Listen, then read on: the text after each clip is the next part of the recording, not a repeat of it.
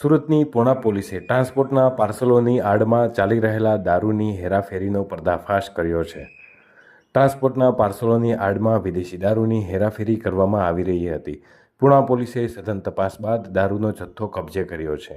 પોલીસે royal township વિસ્તારમાં આવેલ એક ટ્રાન્સપોર્ટ એજન્સીમાંથી ₹1.52 લાખથી વધુની કિંમતના કુલ 71 બોટલો દારૂનો કબજો કર્યો છે.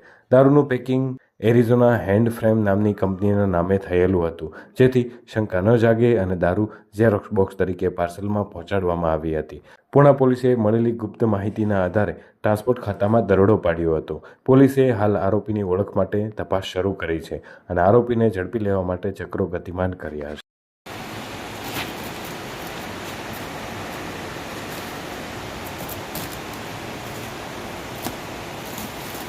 પ્લાસ્ટિકની બેગની અંદર પૂંઠાના બોક્સ હોય, જે પૂંઠાનું બોક્સ ખોલીને જોતા તેમાં થર્મોકોલની નીચે કાળા કપડાની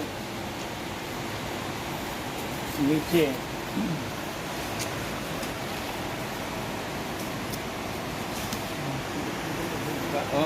કાળા કપડાની અંદર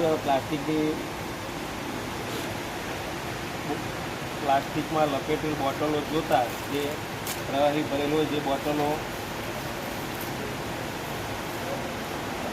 ખોલીને જોતા શિવા શ્રેગલ 12 યર્સ લખેલ છે, જે પ્રોહિબિશનને લગતો મુદ્દામાલ હોય, જેથી અત્રે ગણવો હિતાવહ ના હોય, જેને જે તે સ્થિતિમાં પેક કરી સદર બીજું પાર્સલ ખોલવાનું કહેતા સદર બીજું પાર્સલ ખોલતા